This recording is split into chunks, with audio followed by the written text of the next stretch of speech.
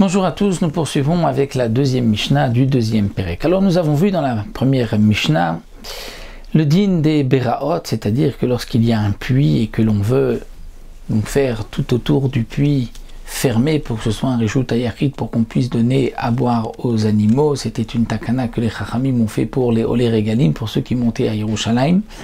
Et donc nous avons vu que nous allons mettre sur les côtés, donc dans les angles, à chaque fois 4 diomdim, c'est-à-dire 4 parois, 4 piliers qui sont 4 qui font 8, puisque de chaque côté, chaque angle va fermer une amas d'un côté, une amas de l'autre, et ainsi de suite pour contourner tout le BR, tout le puits, et on pourra faire rentrer les bêtes et leur donner à boire, leur sortir de l'eau comme nous le verrons. Alors la Mishnah vient nous dire maintenant, bien que nous avons vu dans la Mishnah précédente qu'il pouvait y avoir entre un diomède et un autre jusqu'à 10 amot, mais on peut aussi retrécir. Alors on avait vu que les 10 amot c'était parce qu'il pouvait y avoir un groupe de bêtes qui rentrent, un autre groupe de bêtes, donc de 3 bêtes qui rentrent et 3 qui sortent. Donc si on va retrécir, il n'y aura plus de place, et c'est vrai qu'elles vont faire tomber les diomdim. Alors là les Mefarshim m'expliquent que lorsqu'il y a de la place pour mettre à peu près 2 bêtes, on risque de se tromper, de les faire entrer, de pousser, de faire tomber les poteaux. Lorsque c'est plus étroit, alors là on fera attention, mais on ne laissera pas rentrer autant de bêtes. Donc il n'y a pas de crainte. Donc là ce que la Mishnah vient nous dire, Moutar la kriv la ber, on pourra rapprocher les diomdim vers le puits.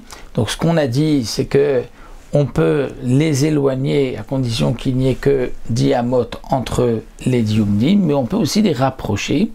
Mais attention, bilvat shte para rocha veruba bifin beshota, il faut qu'il y ait la place à l'intérieur, que la vache puisse rentrer, elle, sa tête et la majorité de son corps à l'intérieur pour boire. Si il n'y a pas cette place-là, alors là, on craint qu'il va lui sortir de l'eau vers l'extérieur, et donc là, il va transgresser Shabbat. Donc il y a, comme nous l'avons vu, un shiur minimum, c'est-à-dire au moins, il faut qu'il y ait de la place pour que la vache puisse rentrer sa tête et la majorité de son corps. Maintenant, maximum, mutar la'achri kol shiur bilvat sham pasim, on peut élargir le carré, mais attention, il faudra rajouter des passim, c'est-à-dire on a d'abord dans les angles donc 4 diomdim, et entre un diomède et un autre, il faut qu'il y ait donc jusqu'à 10 amot, d'après Rabbi Meir, comme nous l'avons vu, Rabbi Yudas jusqu'à 13 et un tiers, mais pour Rabbi Meir, 10 amot. Si on élargit qu'il y a plus que 10 amot, alors il faudra rajouter un passe au milieu de une ama, et on aura le droit jusqu'à 10 amot d'un côté, 10 amot de l'autre. Si encore on veut élargir, il faudra aussi rajouter d'autres passim, et à chaque fois il faudra qu'il y ait moins de 10 amot entre le passe, donc le morceau de bois d'une ama, et le côté, le diomètre.